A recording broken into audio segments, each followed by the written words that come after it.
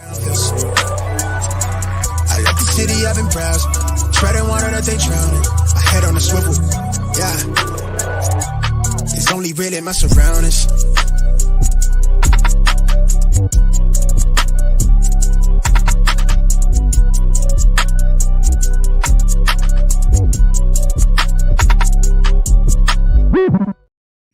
Hello and welcome to episode 114 of the Smash Accept podcast. I'm your host, Michael Royer. You can find me on Twitter at Dynasty_DadFF. And guys, I am super excited about tonight's podcast.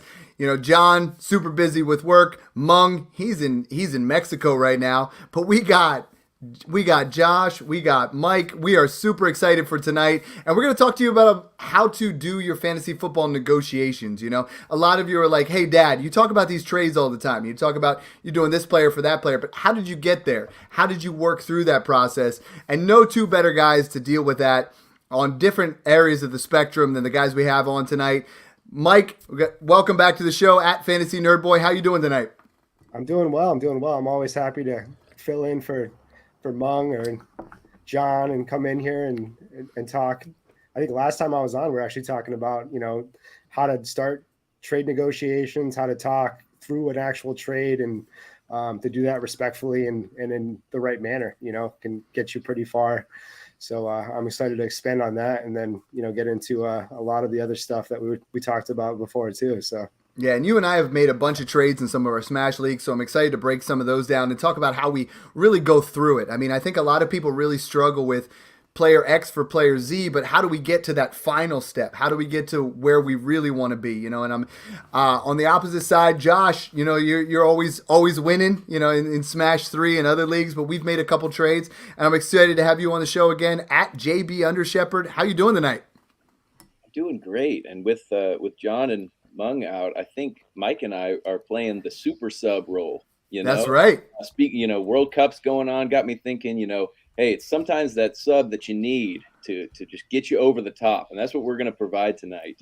And I'm looking forward to learning too and chatting through all this stuff about trade. Hey, you guys aren't subs. I mean, what I'm super excited about, and I love what we've done through the Patreon. And like, I've been so impressed with the way that you guys have helped people in the Patreon, how you've helped them negotiate. And what we're going to do is we're going to start out talking about negotiations, but we're going to switch over to, you know, our future podcast. And we're super excited of what you guys are going to do for Smash Accept. So without further ado, let's talk about negotiations. I mean, step one for me, and this is what we really got to get into is we talk about it all the time on the podcast. It's know your league mates, do your homework. I mean, I think a lot of people just blindly offer, okay, well, you know what? I don't want Najee Harris. I'm going to throw him to Josh. You know, or I don't want Leonard Fournette anymore. I'm going to throw him to Mike. And that's not how a good trade negotiation works. You know, you guys want to do your homework. Before you negotiate, even research that player's team. So if I want to trade with Josh, I'm looking at his team. I'm looking at his tendencies. I can go through and I can see all the trades that he's made this year. I can go up and look at his upcoming schedule. I can look at the injuries on his team. There's so much to really look at. And I feel like 90% of the dynasty owners out there, Josh, are just literally being like, you know what? I don't want Najee Harris. I'm going to go give him to Josh. You know, and I feel like that's such a narrow-headed minded mode where you're just like, you're just making it where it's going to kill the negotiations right off the bat. And I think step one is so important of doing your homework and just looking into not just what you have, but the other guy's team. Yeah, I think you're exactly right. You know, one little element of doing your homework sometimes is knowing, you know, what team they cheer for as well. You know, knowing your league mates, because they're going to be a little biased towards some of their favorite players. But like you said, it doesn't make sense to trade a running back to an already loaded running back room. You know, they're not going to feel the need for that. If they're getting older, that the team that you're trading with is getting older, they might want to get younger. So you might need to, and kind of mention that to them. Hey, I see a couple of your players are getting a little bit older. How about I send you this player, get you a little younger with some more upside and helps me out for this year. So absolutely. If you're not even considering, would you do it if you were them, then that's just foolish. And that's how you get some of those insulting offers. Yeah, and Mike, you and I have made several trades over the last couple of months, and I think the biggest thing is, as a volume trader, you and I both are, is like, we're looking at everybody's rosters, and one thing that I try to look at is like, how can I make the other guy's team better? Like a lot of times we just look at, I want to dump this guy, but talk to me about how you're looking at it. I mean, we're looking into week 13. How are you looking at rosters right now, right? Like most leagues have a trade deadline this week or next week. The Smash Leagues, no trade deadline. Josh, we won't even talk about the trade deadline versus no trade deadline. But Josh, talk me through your thought process right now. Like, how do you go about that first initial, conversation? Go ahead, Mike. Yeah. I was kicking it to you. Yeah. Oh, sorry. Yeah. I meant Mike. No, that's cool. I always get DMs and they're always asking me, who could I trade this guy for and who could I trade that guy for? And like I said, you have to go through a giant process before I can even assess who that guy's going to be traded for, because realistically, like you mentioned, we have to look at these rosters. We have to figure out where their strengths are, where their weaknesses are, what direction they're going. Are they, on the plus side? Are they making the playoffs? Are they out of the playoffs? There's so many things that you really have to consider. So right now, if I'm competing on my teams, I'm looking at all the tanking teams and where they are and what they have going on. And if they're, have some aging stars, if they, have Kamara or even a Diggs at this point, if you can get him off of an aging team, the team that's, pretty low down in the standings, and I'm just plucking any value, anybody that they can actually, and then I'm selling it to them too. I'm saying, hey, I'm going to give you an insulated trade. I'm going to give you somebody that can comparatively, produce with this guy, and then I'm going to give you a pick on top of that, or something along those lines where it's going to help them rebuild and it's going to help me compete. Yeah, that's great, because what I'm doing right now is like I'm literally going on Sleeper. I love Sleeper HQ. I love the fact that you can pull up Tyreek Hill and see who has him in every league, right? So you can go in there and you can look and just be like, all right, which team is outside the top 6 that has Tyreek Hill, that has Devontae Adams, that has Stephon Diggs, that has Alvin Kamara, Derrick Henry, those guys who I can offer for. And if I'm on the flip side, I'm in so many leagues where, 3 of the Smash Leagues I've chosen to have a year 1 productive struggle. By the way, Josh, you see, I got my 10th 23 first, 10 of them, baby. Yeah. Overpaid a little bit, but it's just been a fun process. But I mean, even then, I'm looking at rosters, and I'm going to be honest, I'm looking at yours right now, and you have Cooper Kupp, and I'm like, what kind of moves can I make? Because he doesn't need Cooper Kupp. Or I have Mike White, who we're going to talk about a little bit later, on all my teams, and he balled out this weekend, and now I have Mike White I have him on 14 of my 17 teams. You know what? I don't need him on all those teams, so I'm starting to shop him a little bit. So, I mean, Josh, as a contender this time of year, I mean, you're in so many leagues where you're contending. Talk to me a little bit about what you're looking for. I mean, we're doing that homework, but it's like, where are we looking, and how are you looking to start that initial negotiation?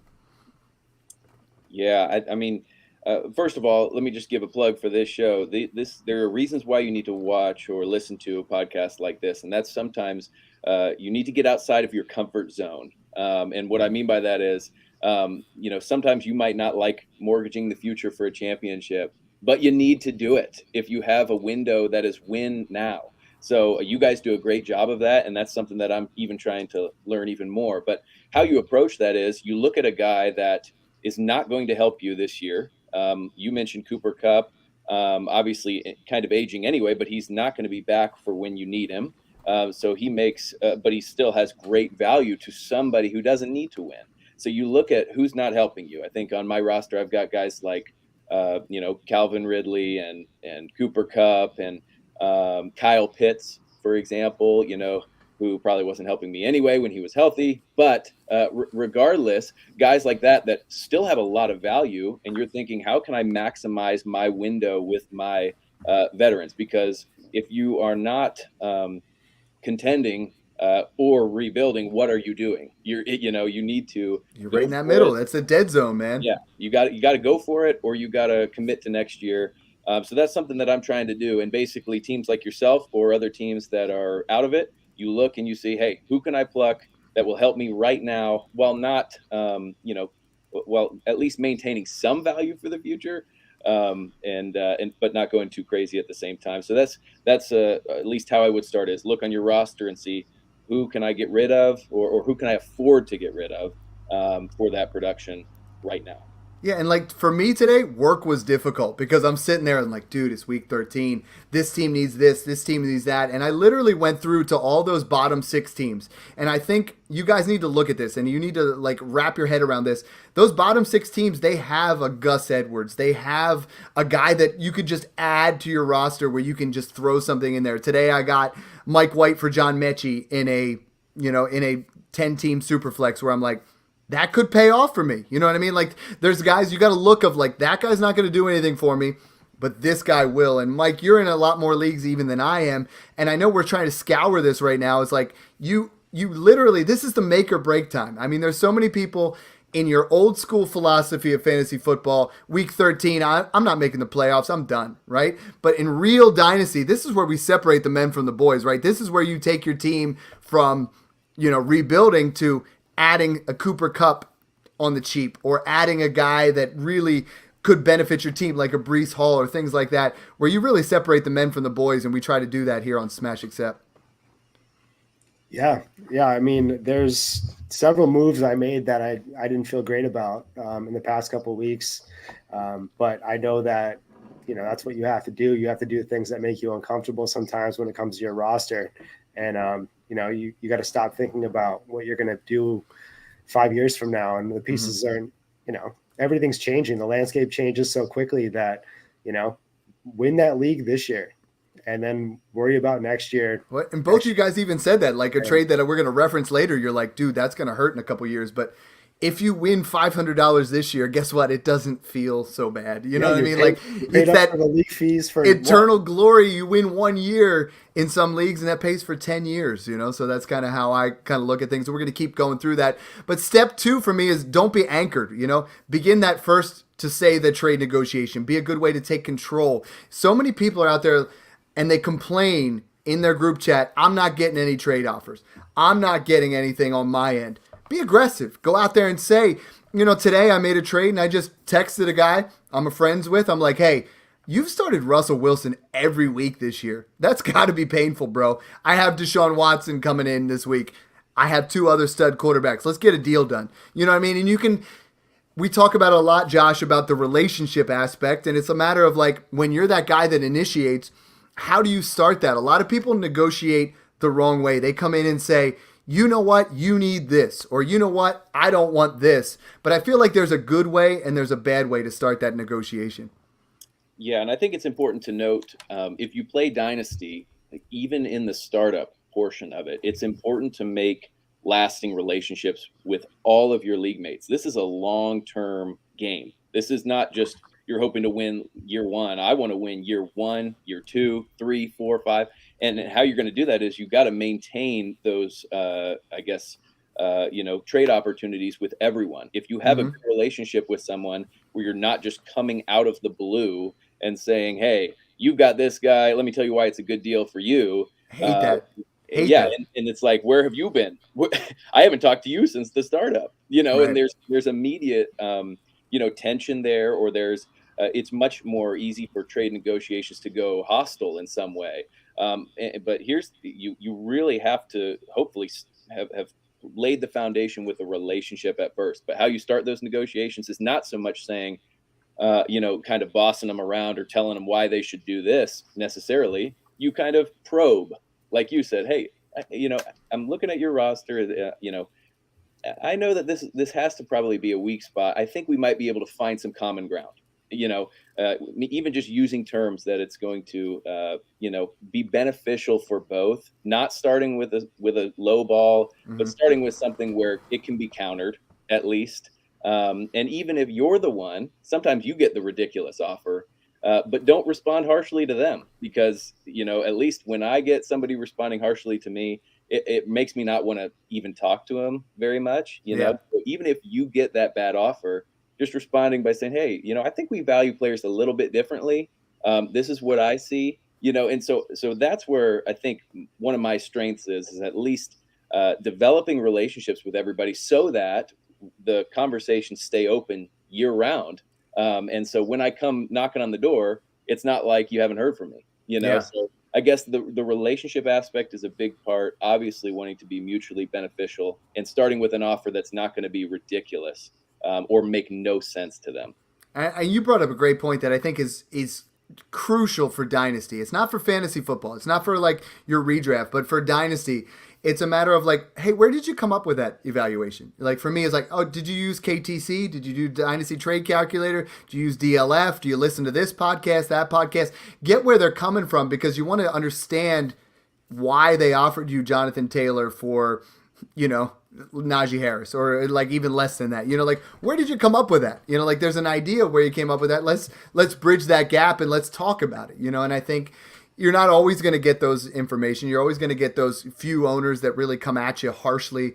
But Mike, I mean, you're in so many leagues as well. Like, we have to keep those lines of negotiation open. You have to really be in that area where, you approach an owner from an area of, hey, let's work this out together. Yeah, you don't want to burn a bridge in fantasy. You don't want to just completely, destroy a trade partner, because it doesn't benefit you at all.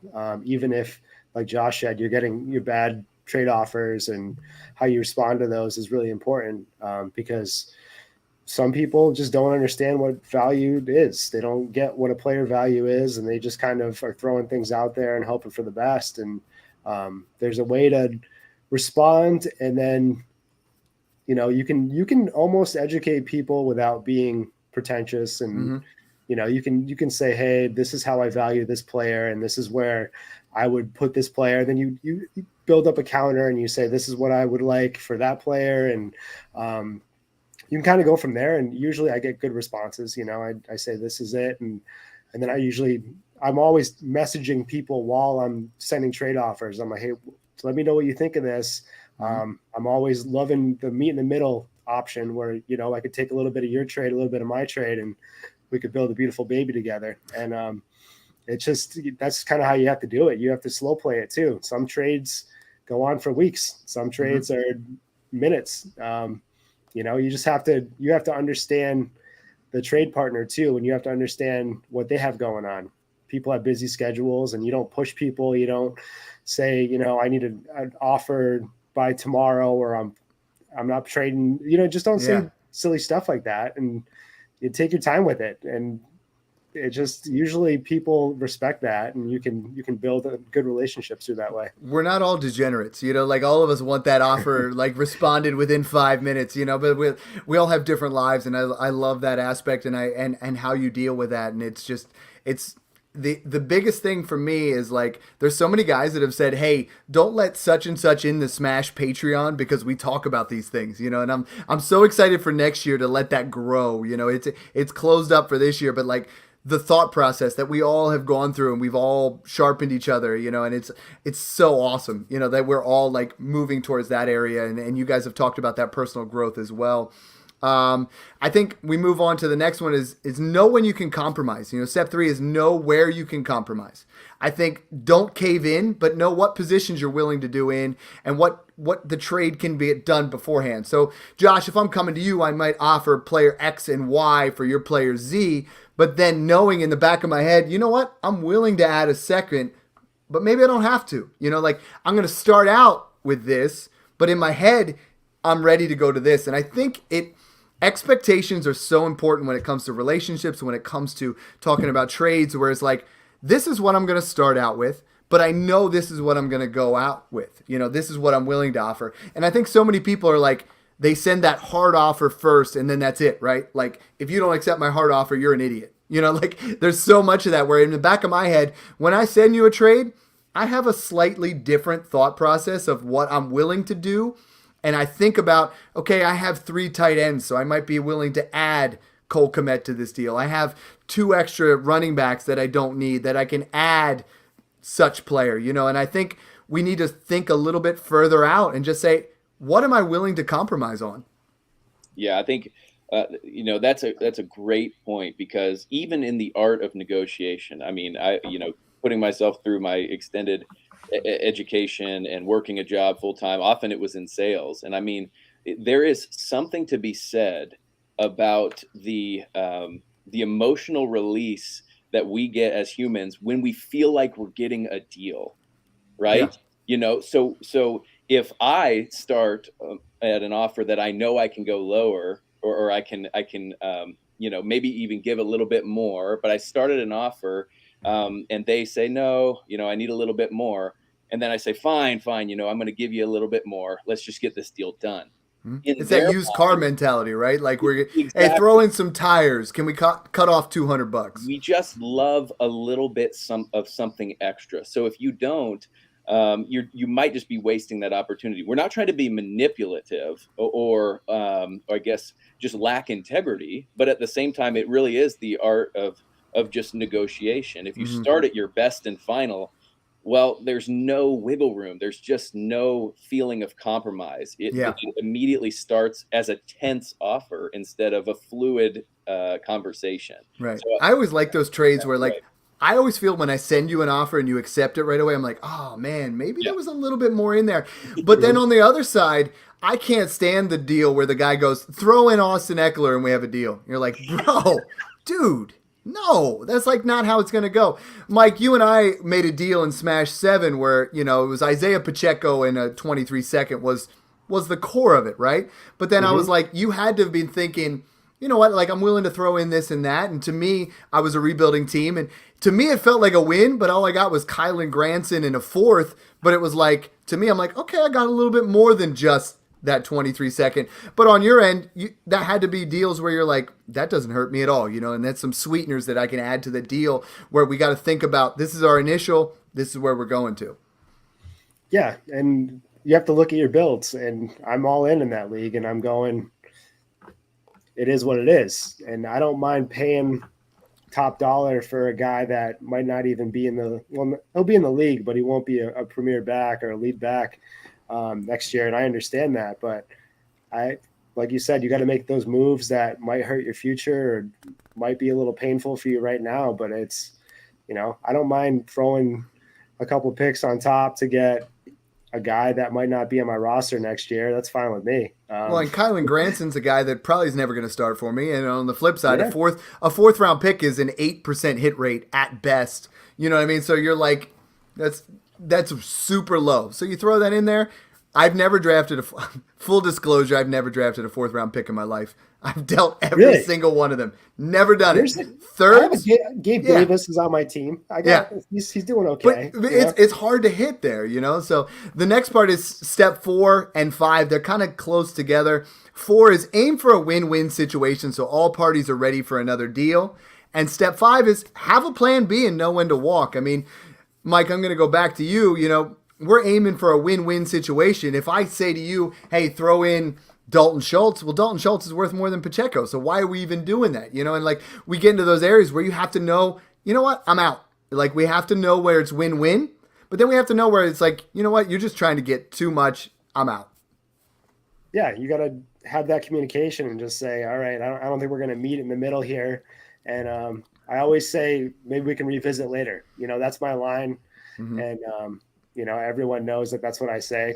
And people are going to say, you're going to hit me with a revisit. Like people in my home leagues will actually say, is it revisit time? And I'm like, yeah, we're going to revisit this. See, I like the revisit. What I hate is I'll think about it and then they never get back to you, right? Like that one bothers me. That one never gets in there. But Josh, like one quote that I really come out with when it comes to trades is position yourself as a solution, right? Like we always position ourselves in the trade negotiations. How is that person going to make me better? But a lot of times I'm thinking like today when I made 4 trades today, how am I going to make you better? And in turn, mentally flip it of how I'm going to get better. Right. Yeah. And you have to think that way because nobody's going to accept a trade where they feel like they're losing it all. Right. Often in Dynasty, the nice thing about Dynasty is even if somebody gets a short-term win versus they're giving up long-term wins, at least they're getting a win. So if you're looking at a trade and you're thinking, oh my goodness, if I got this offer, I don't see any win in the short or long term, then just don't even offer it because it's not going to be accepted. It's going to create hostility. And I think another point to be added is just you guys mentioned this a little bit, and knowing your league mates, part of this is knowing, when to strike when the iron's hot, because some league mates don't respond to you for like days, and then they'll get on and respond to you all of a sudden. Well, that's not the time to dance around and try to hold out for that third or fourth round. Right. You know, sometimes you just have to sacrifice and say, you know what, he's talking to me right now. Get it done. If this gets the deal done, let's just do it. Because if I wait another day and try to extend out for just a third, it's not even worth it, because they'll probably forget and they don't even care anymore. Whereas a guy like you, you guys are always talking. So I'm sure you guys can make the back and forth little things that might push over a deal. But there's sometimes you just got to be like, in home leagues, you might experience this, where it's like, I can't get a hold of the guy for like a week and a half. And now he texted me back. Okay, let's just get the deal done. When I love that in Sleeper, you see their icon at the bottom and you're like, yo, he looked at this. Let's get in there. Let's get it done. You know, like that's the time to get it going. Guys, we're going to transition now. And that was great content. I love it. I talk to both of these guys on the regular. If you guys aren't following them, that's at Fantasy Nerd Boy, at JB Undershepherd. Guys, what we're going to transition now is into something we're going to be really moving on to in our secondary podcast here is Smash or Pass, looking at market value. You know, I think a lot of times we just look at the X's and O's, but we don't look at the real market value and how you can extrapolate value from that. And I think one of the biggest guys to do that right now is Garrett Wilson. You know, I think Garrett Wilson we've talked about all year long. Mike, smash or pass, Garrett Wilson is now a top 7 dynasty wide receiver this season. Smash. Love it. Smash for sure. Why? Because he was my guy from day one. You know, I did get a little wishy-washy when it came to London, getting that high draft capital. I want to suggest to everyone that if you guys have a guy at the beginning, just stick to your guy and don't let all the draft capital stuff whitewash your mentality. And, you know, I do regret taking London in a couple leagues over Wilson because I was so high on him. He is an alpha. You know, he was an alpha in college. He was an alpha on a team with Olave and JSN. You know, he was the guy. And that was going to – I mean, I was like, he's the top guy with these 2 other guys that are amazing, right, that could easily be top 10 in the NFL.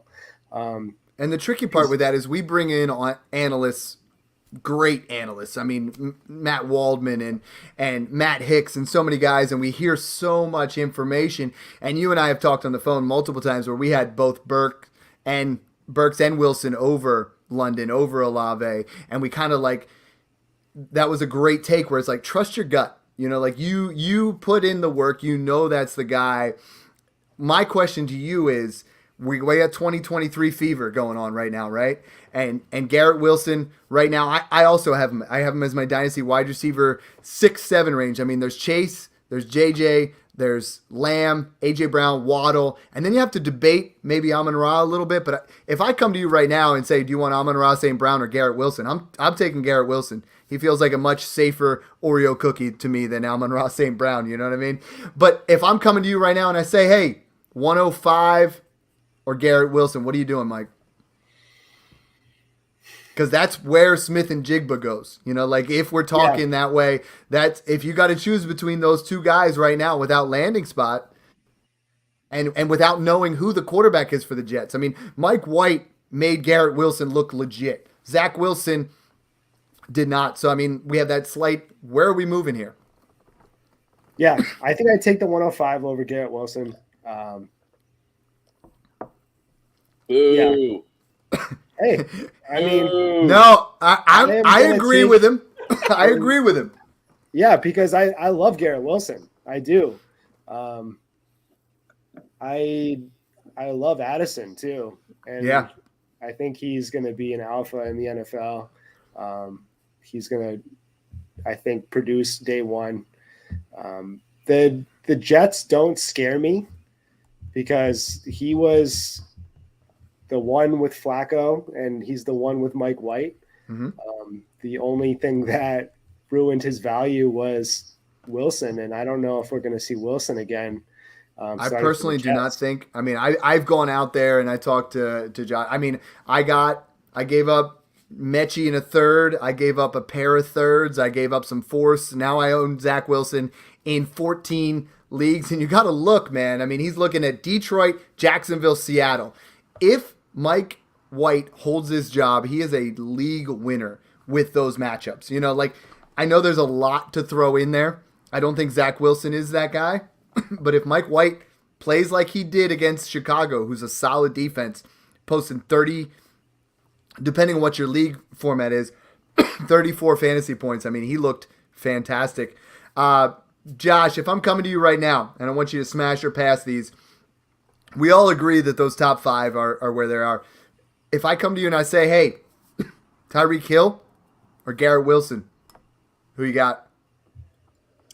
In a vacuum, in a startup, for example, I'd probably lean Garrett Wilson. But if I'm win now and clearly win now, I would rather have Tyreek Hill. And by the way, my exaggerated boo to Mike was not because I so much disagreed with his take, but truly he's been in on Garrett Wilson from the very beginning. He's the guy that's like stuck true to him. And so I've loved to see his call come to fruition. And then for him to just abandon him like that, for the 105. I mean, the 105 is juicy this year, bro. But here's what we have to remember. Just a little. The counter argument is we've seen Garrett Wilson toast people at the NFL level. Right. It's always that risk of the unknown versus what we've seen. Yeah, I agree. And but the Jets' future is very scary. So I agree. Probably in a vacuum, 105. I just want the audience to know I don't disagree with Mike so much as I'm proud of him for being in on Garrett Wilson. And so I just wanted him to stick with his boy, So. And here's the one that gets a little bit trickier. T. Higgins or Garrett Wilson? That's not tricky. So Garrett Wilson to us is that wide receiver 6 right now. Jefferson, Chase, Lamb, A.J. Brown, Waddle, and we're putting Garrett Wilson all the way up there. Is that where we're at right now? Mike, do you you go Garrett Wilson over Higgins, or do you like Higgins more? They're very close. I think. I don't know. Higgins is what his last year of his rookie contract, right? And there's no way he's going back to. I don't think he's going back to Cincy. I don't think they have the money to keep both. Am I wrong? Is he on the last year? No, I think he's got another one. I think he has another one year, right? Yeah, I'm going to look into that real quick. But, I mean, I think it's I want an alpha. For me. I don't know. I want that guy who's number 1, you know what I mean? I think T. Higgins right now we're looking at – no, he's got a 4-year deal, so he's wrapped up for the next 2 years. Oh, okay. So, he's going to be there. I'll take Wilson, I think. It's definitely tight. Sure on it, but. And before the season, I mean, you would look at T. Higgins of the 105, it wouldn't even been close. You know what I mean? And I think that's another shout out to the 2023 class where we're talking about a guy who's showing out this well, and we're still debating the 105. You know what I mean? And in years past, if a guy 21 years old like Garrett Wilson balled out like he did, right now he's the wide receiver 21. If Mike White's starting a little bit more, or if Zach Wilson, is less concentrated on the MILFs, we might have a situation here where he is a wide receiver 1 his rookie season. And I think that's just a testament to what 2023 is going to be. And I know you guys are going to be, we've pushed it so hard on this podcast to go out and collect those picks. Literally, I have it as our advertisement in the beginning of go get more 2023 first. So go do that. Next one. Josh, Trevor Lawrence against Baltimore this week looked fantastic. We've been waiting for that time where he looked like he just turned the corner. And I watched that entire game. I watched every snap. And Trevor Lawrence, that second half, looked like he just took that next evolution. And I think for me, he's turned that corner. I own him in multiple leagues. Josh, smash or pass Trevor Lawrence as a top 10 quarterback, including 2023 picks? I'm going to pass, but that's not because that's far off. That's an excellent line. In fact, if you look at not including the 23 picks for a second, I have him at QB 11. So I would have Watson slightly above him, Watson and Tua slightly above him, which slots him and T-Law in between Watson and Dak. Yeah. So that's where I have it. So that's why I had to pass, because he's technically not in the top 10, but he's right on the verge. And something to remember with him is, he's doing this with nothing, with not the greatest cast. Etienne's great, And Kirk has been awesome, but they have Ridley in it for next year. And if you can't tell me that that's not going to at least be an upgrade over what they have. ETN, this is his first full year under him. I would imagine even more improvement from him. So there, and frankly, the Jags defense isn't really, outstanding. So that always makes for a good fantasy recipe. So that's one I could definitely be wrong on. I could see me really regretting that. Because he's going to have the weapons. But as of right now, he sits at QB 11 for me, so I'll pass. Yeah, and I mean, we're looking at an offensive line that has not excelled. He is the QB 10 right now. He does lack a little bit of that rushing upside, but I feel like we're seeing an evolution here where he is in that area, and we're finally getting back to Fields has come to fruition. Lawrence looks like he's there, and I think we're starting to get – Mike, I know you're doing some fantasy drafts right now where that end of that first round, where last year looked pretty nasty, we're starting to get those wide receivers where it's starting to push some serious talent towards the end of that first round. Yeah, I'm actually in a startup right now. I'm checking it out. I'm checking if I'm coming up right now. But the first round, Chase, JJ, and CD all went in the first round. Wow. Oh. And on the turn, I walked with Kyler and Fields. I love that. So Kyler at the back end of the first round is incredible value for me, and that's insane. But we're seeing people shift a little bit, which is going to benefit, and especially in Superflex. I've never have seen CD go in the first, and that's why I love doing a startup mid-season. Just to see how values have changed and where people are going. T-Law, he went 2.4 actually. Okay. And that's interesting to me because as being a part of Smash 3 through Smash 7, he typically went 205 to 208. So he's QB 10, having a solid season, really hasn't moved up much at all, Yeah, I think he went, and then Watson went right before him. So it was Watson, then T-Law. And I think what we have to look at sometimes is as like part of that negotiation that we were talking about, that holds true to startups, We're looking at Smash 7 that you and I were in, and I had the 101, and I took Josh Allen, and then I had actually flipped Josh Allen for Trevor Lawrence at that, I believe it was 208 and 2:23 seconds. And we got to look at that value that you're able to get, in that time, in that startup. And we're going to do startup season, and I know Smash 8 is right around the corner. It sounds crazy, but we're going to be doing those. And I think whenever you can add value, I think it was a great trade at the time for the guy that went in there. But as we look at it right now, it's Trevor Lawrence, the 103 and the 108. And when you put it that way, that's going to get juicy. Like that is an area where whenever you can move back and add value like that in that area, I think those are negotiations where it started with, Josh Allen for Trevor Lawrence and 123 first.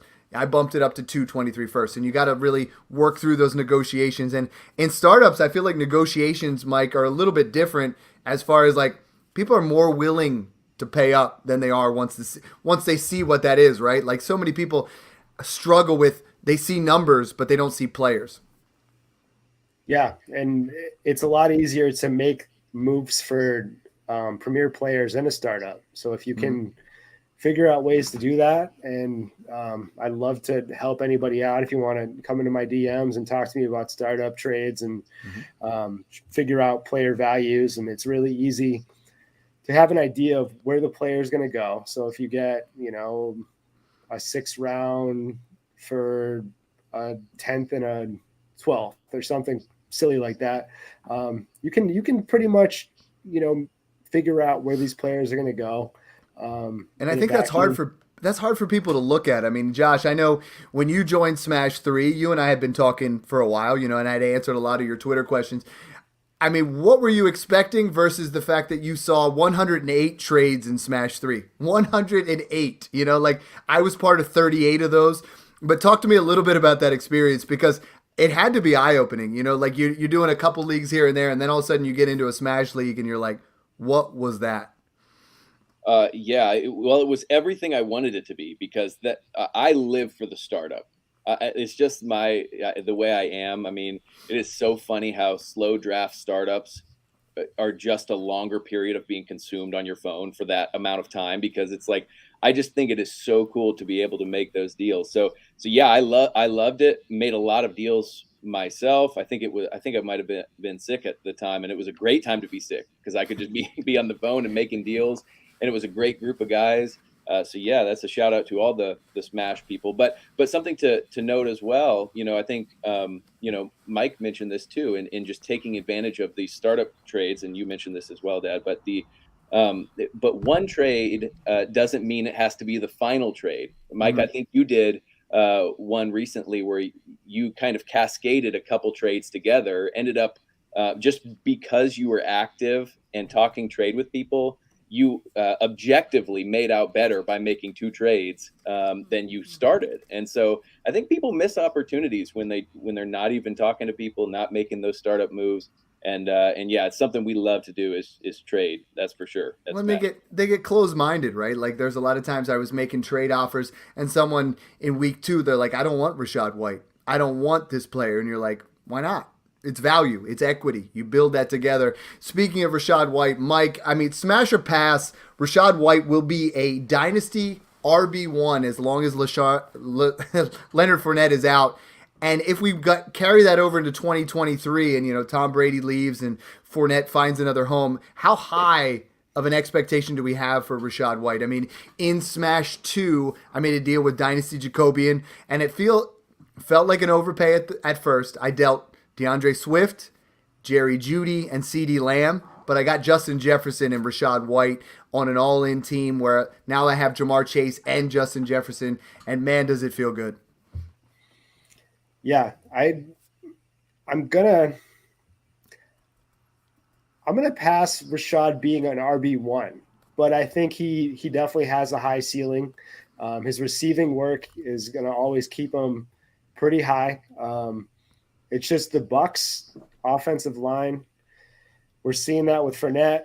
Where it's so hard to be efficient behind that line. There's really, they're not getting a lot of holes. They're not able to move the ball a lot. And I think if Brady leaves, I don't know what direction that team's going to go, but I think he's definitely going to be their future guy. Just based off of the work he's getting right now. And those pass catching chops are legit. I mean, you look at it, like he ran for 4.57 yards per carry, which is not bad, 14 for 64, but 9 for 9, 45 yards. He is one of the elite pass catching wide receivers or running backs in the game. And I think, I think a lot of people are sleeping on him a little bit too much. Like I got a lot of criticism when I made that trade because people are like, I can't believe you dealt DeAndre Swift in that deal. And I was like, I could see a scenario in 2 months from now where Swift just keeps trending the wrong direction because of usage and Rachaad White takes off. Mike, I don't know how many shares you have of him. I've been buying him up for seconds. I want to talk a little bit about a deal that I made. We talk about timing is everything, and I made this trade in September. We just started getting going, and the guy's like, hey, Dad, I need a running back. And I was like, oh, yeah, I got James Conner. Love James Conner, right? I trade James Conner, and we start talking, and I was like, you know what? I kind of like this Rachaad White kid. I have an interest in him. He's like, okay, let's start talking the negotiations. And for me, I was like, I need a backup tight end. Cole Kmet's really struggling. Why don't you throw him in? He's like, yeah, that's no problem. And I was like, I need some wide receiver depth. Give me Brandon Cooks. He's like, yeah, no problem. And I was like, man, let me think about this for a little bit. So I come back with him, and I was like, let's just change 24 and 25 seconds. So I end up getting Rachaad White, Cole Kmet, Brandon Cooks in a 24-second for a 25-second and James Conner. And when you look at that, I mean, right now, no one is giving you Rachaad White for James Conner, But in September, this trade looked a lot different, And I think timing is everything. This is why we're talking about knowing your league mates. I knew he needed a running back. He really wanted James Conner hard. And we have to think sometimes of like, hey, can you add this? Right? And like, when is enough, right? I was like, what about Cole Kmet? And he's like, yeah, I don't want him. And then I was like, what about Brandon Cooks? He's like, yeah, that's fine. And then you're like, what about a 24-25 flip? I mean, when is enough? And like, talk to me a little bit about that early stage negotiation, because timing is everything, but sometimes you ask for too much and then it just sours it.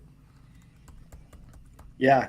So I haven't seen any White trades recently, but I had acquired him. Actually, in startup, I acquired him very cheap. I was getting him for 23 thirds at the time. So that's amazing. And, yeah. I'm offering 24 firsts right now, and I don't feel bad about it. I really don't. That's fine. I would offer a pair of 23 seconds. I feel 24 firsts is, and I know Josh is going to come at me on that. That feels a little pricey. A pair of 23 seconds, smash. Yeah, I don't even mind the 24 first, but I think you and I are a little more active than Josh as far as trades go, because I don't care about dishing a 24 first right now. I know that I have plenty of time to get them back, and that's just kind of how my mindset is. It's I can dish these picks out, I can get them back, and maybe that's a little too much. No, that's the difference in volume trading. Is you look at 23 is right now, and 24 seems like 10 years from now. And Josh, let's look at on the flip side here. I mean, are we panicking on Leonard Fournette right now? I mean, we have the playoffs coming around. Leonard Fournette is the apple of Tom Brady's eye. He's clearly not dead, but as long as, when he comes back, how do you see the backfield shaking up? And are we smashing or passing at a 23-second, a mid 23-second for Leonard Fournette right now, being a 26-year-old running back who's clearly showed signs of being fantastic at times? Yeah, there's a lot that you guys said there. Love that trade that you did, by the way. That's why volume traders like yourself, you will come away with trades like this, where you look back and you're like, oh my goodness, this is a great deal. So great job. I've seen it firsthand also with Mike, how he treats his picks. He does not value them very much because he throws them out there, gets a guy back, but then he'll sell it back for probably more. So absolutely just wanted to echo that. As far as the 24 first for Rachaad White, or even 23 twos, there's a reason I'm a little bit hesitant, and that's because of Leonard Fournette. I don't think he's just going to go away. I think that they like having him in various scenarios. I think Tom Brady trusts him still. So there's a couple reasons why I think Leonard Fournette's not going to just go away. One, he can't go away because of his contract, in the sense of next year, I was looking at this, he's still under contract with, I think, $8.5 million owed, with a $5 million dead cap hit. So even if they did something, they can't even really release him until the following year. So he's going to be there through 2023. It'd be foolish not to, unless he just got there. So when I'm thinking of a 2-year window for Dynasty, which is typically what I'm trying to think of, at least a 2-year, if not a little bit further out, he's going to be there. Plus, running back injuries happen all the time, which we just saw Fournette get injured. There's a very real chance Rachaad White might get injured over the next 2 years, which, getting back to your original question, would I pay a 23 second for Leonard Fournette? Yes. If I would pay 23 seconds for Rachaad White, I certainly should be willing to pay a 23 second for Leonard Fournette, who's trusted by Brady. Even if Brady goes away, he's going to be there for one more year. Worst case scenario, he becomes like a Kareem Hunt to a Nick Chubb type. And that's still valuable. So a 23 second for, especially in smash settings where it's 0.25 points per carry, he's going to be trusted at the goal line. He's trusted in these big spots. I don't think he's going away. I would pay a 23 second. That's why I'm pumping the brakes on White, just because he's going to linger and be a nuisance. But I love the talent of White, and I'm really excited to see it on full display. And, so great job for you guys for acquiring him so cheap. I love it. Josh, I'm going to send you Fournette in the Jimmy Butler League probably in 20 minutes. So just beware. Wait for that. I love it. Wait for that trade in your inbox. All right. There's going to be some Fournette deals going down. Right. And this made me think of, we talked about negotiations and a trade that I made today. And, we talked about last week, John and I went over how to go all in, how to do that. And I know I sent this trade to you guys immediately, and I want to get your reactions. And I also want to talk to you about the negotiations. So my friend Dan, awesome guy, a huge Buffalo Bills fan. And I was like looking at his roster. I'm like, dude, you got to be tired of starting Russell Wilson. Like, you have to be, right? And it's a 10-team league. And for me, when I look at Superflex 10-team leagues, I look at the studs up here, and then I look at quarterbacks as a little bit less value. And I have Patrick Mahomes and I have Lamar Jackson, and I was like, I got Deshaun Watson, and he's just been sitting there, and I've been flexing Cole Kmet and David Njoku in non-premium because I lost so many players. I lost Breece Hall, I lost Fournette, I lost some studs, and I'm trying to afford Pete. So I messaged Dan, and I'm like, you got to be tired of this, right? Like, I got 3 quarterbacks.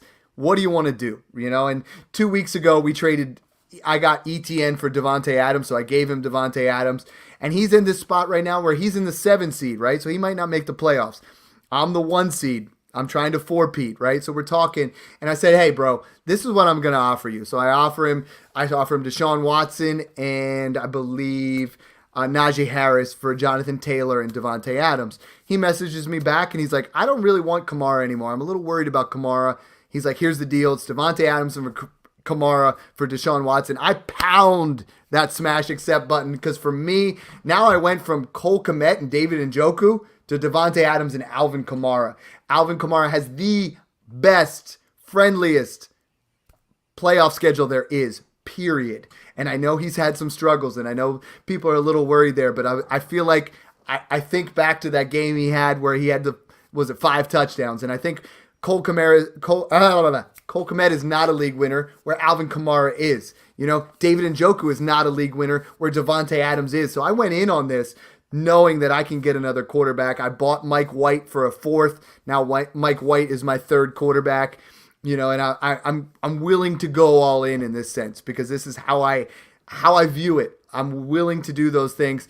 And Josh, you on the other side, you and I have different philosophies on that.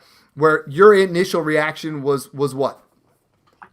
My initial reaction was that's something that I would have a hard time doing because I know my propensity. I know, objectively, like in a startup, right? Deshaun Watson, even in a 10-team league, might crack that first round. Depending on the settings, he might be early second. But so that's an extremely valuable asset. So I tend to look at things from a startup perspective. That's not always the wisest thing to do because you need to be able to adapt based on need. The more and more I thought about it, though, this is what contenders ought to do. If you're not sacrificing production this year and you're trading a depth piece for 2 huge impact pieces to get you that championship, well, it makes sense, right? And then if you're an active trader like you both are, next year you'll have Kamara and Devontae Adams to sell for at a premium when they're still doing well. Right. And as soon as the season rolls around and people start winning, they're going to want those guys. The only other choice I had to sell was Breece Hall, and man, do I love Breece Hall. Like I'm in a situation where if I have Mahomes and Lamar, this is a position of strength. And a lot of times people were willing to sell Deshaun Watson for pennies on the dollar in week 4. I'm selling him in week 13, Mike, because I'm like, now he's relevant, right? Like week 4, it's out of sight, out of mind. Nobody cares about it. Week 13, all of a sudden, Deshaun Watson comes back, and he's been off football for a year and a half. So we can't expect absolute fire right off the bat. But for me, it went from a position of need to a position of strength. Yeah, when I first saw that trade, it hurt a little bit. But I didn't have the context. I didn't know your league size. I didn't know your team situation or anything like that. My thinking was, why hold Watson for this long just to dish him? But then, 10-team league, that makes sense to me because, there's not a premium at quarterback with that many teams. And I do like it because, like Josh said, I think you're going to be able to resell those players. They're not going to lose value next year, even. And the hardest thing to do when you win 1, people are like, they're coming after you, right? You win 2. Okay, they're tired of it. Win 3, they're like, yo, dad, knock it off. And then somehow Josh, what you said before is that league is one of my most friendliest leagues where it's a matter of we're talking in negotiations and everybody's chill about it because we have a good relationship. You know what I mean? Like I made this message. He could have been like, dude, dad's going for his 4th. Forget this. But he was like, hey, go get it. Now I got my quarterback for the playoff run. Best of luck. And I love that kind of negotiation. It's like a brotherhood. It's like, it's fun instead of like, you know what? We don't want dad to win anymore. Let's cut him off. Let's take him out at the knees, and that's kind of where we're at. Yeah, absolutely. Sometimes that type of thinking does happen in some of the home leagues. Of course. I've got some I've got a few family leagues that I swear I have been just boycotted. Like Yep. I've even had one of my cousins tell me, my dad said not to trade with you. And I'm like, Dad says no. why? Like, man, come on. And so yeah, it's very important to have those deals. And you know what that means? Again, you can make a deal like that because if you have great relationships with them and it's very active and you get deals done, that just makes Devontae Adams and Kamara all the more sellable. Because you'll be able to have those conversations. Of course, we have our concerns with Kamara. He's going to need that easy schedule, but he's got that easy schedule, and that's what you would want ideally. I mean, it is a cakewalk for his playoff schedule, and it's like that's what we're looking for. I have him on a lot of my teams. I've been able to acquire him cheap of late, and I'm holding out. We look at this, and you look at weeks 15, 16, and 17, and you're like, what am I going to get out of this player? And I know he's RB 15 on the season. He's had 4 straight weeks where he's struggling a little bit, but Josh, he gets Atlanta, Cleveland, and Philly in the playoffs, all bottom 10, and I think there's that situation where I just keep looking at like Las Vegas in week 8, he posted 47, and in Seattle 29. And those are the weeks where it's like Alvin Kamara is that guy that has the potential to win you your league, which is much cheaper than some of those other ones. And that's a great point. Let me just say this too. If you're buying Kamara, don't forget to sell the very real possibility that he could be suspended for a game or two next year. Absolutely. It's I don't care about that though. That's what I'm saying. If you're buying him, don't forget to just insert that. Hey, Kamara's probably going to get suspended a year. Let me take him off your hands. Okay. You know what I mean? Yeah, for sure. You can use and that. if they're not in the playoff scenario and they're going to start out next year, maybe productive struggle. Absolutely. Exactly. A trade that went down, and one of the guys in our Smash Patreon, and I really hope I say it correctly, Tom Ayling, great guy. That's at Tom Ayling. Love him. Big Buffalo Bills fan. We're in a league together, the Dynasty Kings, and he traded Justin Fields and my 23 first, so let's be honest, it's the 112, for Jalen Hurts. And he wanted your guys' initial reaction on that. I had been trying to buy Jalen Hurts for Kyler Murray in a mid-23 second, and this guy didn't want anything to do with it. So we'll start with you, Mike. You got 3 choices here. It's Justin Fields in a 23 first, probably late. No, it's not probably late. It's 111, 112. Jalen Hurts, or Kyler Murray in a mid-23 second. Those are the 3 ways we're kind of looking at this. So talk about his trade and talk about what angle you like out of that. Yeah, so if he's going for it this year, he's not. He's completely out. Oh, well. Because I have his 102 and I'm just thrilled. Sorry, Tom. I love you, though. It's a compete move, because I don't think there's a first that separates Fields and Hurts as of right now. They both have that rushing upside. The only reason I would make that move is because Fields might miss a couple games, and who knows? He has the very real possibility of maybe getting shut down because Mooney just got out for the year, and they're banged up. I think their defense is all banged up right now, and they have a perfect situation to kind of go full punt, but. It's the Bears, though. They also traded their 23 second for Chase Claypool. They're that dynasty owner. Yeah. But I still got to take the value on Fields in the first because I think by this time next year, Hurts and Fields might be 3 to 4 spots from each other in startup. I think Fields is going to be a late first and Hurts is probably going to be mid first. So it's not like there's not a first separating those spots, in my opinion. It's not like he's going from the first 3 picks in the startup to the last 3 picks in the first, the startup. It's not. But like I said, you can't go wrong with Hurts, and if it's the 112, I don't hate that deal. I'm taking that. I don't know about Murray in a second. Well, let's flip that one to Josh. So, Josh, you're in a league. You got to know your league mates, right? And you got this guy in there named Dynasty Dad who, he said Jalen Hurts was going to be the QB 3 or better this year, and I got Kyler Murray. So if I come to you and you got Jalen Hurts, your league mates, Are you doing Jalen Hurts for Kyler Murray in a second? I mean, which side would you rather there? You know, like he handled the Fields in the 23 first. Let's talk about Kyler in a 23 second or Jalen Hurts. Yeah, and I just thought it'd be helpful to bring that into this as well and just rank the three. Out of if you said, hey, you can have Justin Fields in a first, a late first, Hurts, or Kyler in a second, rank those three. I would take Fields in a first, absolutely number one. You get the insulation with similar upside, obviously not the same weapons, not the same organization, but I like Fields there. Then I would take Hurts. I prefer Hurts to Murray in a second.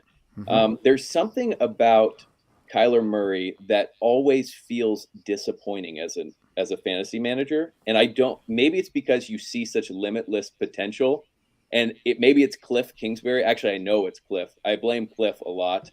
And maybe Kyler Murray's, gaming, but Hurts actually, I mean, I would be totally comfortable in a startup trading from the back of the first to the mid first for what I view as a tier upgrade. I know some people might have them in the same tier, but Hurts is that dude with better weapons, with an organization that it does not look like. It looks like they're going to keep that core together for a while. DeAndre Hopkins is aging. I like Hopkins there with Hollywood Brown. I think Kyler Murray should just be phenomenal, but I would rather have Hurts than Kyler in a second. It's tough. I mean, because like Kyler Murray's this weird situation, right, dude? Because you're looking at he's QB8 on the season. We're acting like he's been trash, but he's QB8. Like because we see the ceiling is QB1. Right. We're like, oh, he's QB8. That's not really that good. And I think there's a discount on Kyler Murray, and I think, we've shouted out 6 months ago. I got Godwin and Hurts for Kyler Murray.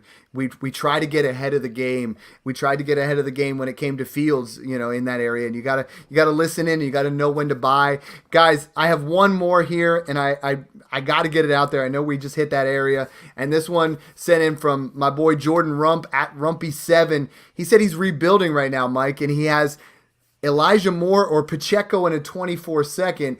Elijah Moore looked good with Mike White. Elijah Moore is a guy who I love on my rebuilding teams. Pacheco's looked good, and that 24 second in there. I mean, I feel like the value right here and now is on the Pacheco and 24 second side. But if you're rebuilding, I think I want to listen to it from both your sides, because Mike, you're the volume guy. You might be able to flip that. Josh, you might be looking at it one for one, and see what we can do. Mike, you first. Yeah, I would take Elijah over Pacheco in a 24 second in a vacuum for sure. I would, if that was just with no idea of the team build or anything like that, I'm going to take Elijah. And here's what I said originally. What if it was 23 second? Oh yeah, I'd take that all day. Right, that's what I told him. Like, that's it. Flip Pacheco immediately. Just sell him after. I think he might actually have a pretty good game coming up this week.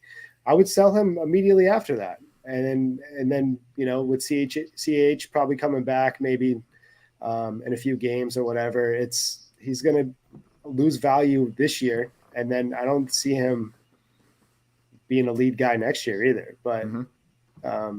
I like it. What do you think, Josh? I mean, if they're coming to you that way, talk to me a little bit about how your thought process is on that trade. Someone comes to you and you have Elijah Moore, you're rebuilding, but they throw Pacheco in a second. Pacheco might not be the starter long term, but you get a 24 second insulation.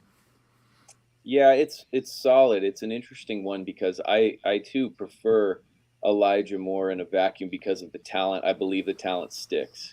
But also Elijah Moore's season at the same time doesn't really warrant that type of return, right? Either. Exactly. So Pacheco, 1 week gets us excited again. Yeah. And I think it's because we see the glimpse. He's clearly a talented player, but here's the, so I guess I'll say Elijah Moore, and there's just an abundance of caution with a guy like Pacheco, because just remember this, in addition to a 2023 class that's very strong, the free agent running back class of this coming offseason, Saquon Barkley, Josh Jacobs, David Montgomery, Kareem Hunt, all these guys that I could, a team like the Chiefs would just love to have, get a free agent guy, free agent vet. Pacheco's not the long-term guy. So I would take the shot on Elijah Moore, while at the same time, if I was trying to buy Elijah Moore, I would offer less than a Pacheco in a second because he hasn't warranted that right now. So love it. One guy I got to give a shout out to. He sent a couple trades in there. At V_Pizzle. He's been listening to the podcast. He's been making memes of me trading all my picks. He's super active, and he took the advice of buying Rachaad White to heart. He sold him for Kmet and Tony, and that was 2 days ago. Fantastic trade. 15 days ago, he gave up. He got Rachaad White in a fourth for a second and a third. I mean, like that's some winning type moves. I love that, guys. It's been a fun show. I want both of you to tell everybody where they can find you and give me one guy to buy for week 13 that you think is going to separate you a little bit. Josh, I always love chopping it up with you. You know, it's been a fun time. Talk to me about one guy you're buying and where people can find you. Yeah, well, I'm at JV_Shepherd on Twitter. And the one guy that I'd really like people to consider buying is Donovan Peoples-Jones. I just think David Bell's that rookie that people are going to be excited about with Watson coming back. Amari Cooper's the vet, and rightfully excited about that. Donovan Peoples-Jones has been just quietly putting together an extremely nice season with Jacoby Brissett. And you're telling me that he's going to get a quarterback upgrade and might be the cheapest of the 3 wide receivers? Yeah, I'd like to scoop that up before people become wiser. So that's who I would target. It's probably one of your last weeks to do so. I like it. And Mike, again, a pleasure. We talk all the time on Twitter. We talk all the time on text, but it's always fun face-to-face and talking it out. Tell everybody where they can find you and, a player that you're buying right now. Yeah, you can find me at NerdBoyTakes on Twitter. And I want to piggyback on Josh. I think anybody in the Cleveland offense is definitely a huge buy right now. I know it might be a little too late, but Njoku and Cooper and, Donovan Peoples-Jones, all those guys are going to smash with Watson. That offense is going to be humming in a couple weeks. I would also suggest buying Zeke on a contending team. He should be very, very cheap right now, and everyone's really still on that Pollard hype. I think you could probably get Zeke for, a late second or, a bench player in a third at this point in time, and I think he could really help a contending team down in the playoff stretch too. I love it. Both of these guys are absolutely brilliant. Make sure you follow both of them. I'm really excited to be launching Smash or Pass. We've played around with some names, and both of these guys are just fantastic to follow. For me, the guy that I want, and it's not just one guy, but I want to look at scenarios. So we're in week 13, right? And you look at that guy who needs to win this week to make the playoffs. Kyler Murray, James Conner in particular, and DeAndre Hopkins, Hollywood Brown, they're all on bye. You got to look at that scenario there where if I can buy James Conner because that guy needs him right now and I can give him Deontay Foreman in a fourth, go get James Conner if you're in a situation of power. If you're in a situation where you don't need to win this week but he does, get James Conner, get DeAndre Hopkins, get him cheaper than what you normally would. Thanks again for tuning in, guys, and enjoy the process. Thank you. Boom! Nailed it.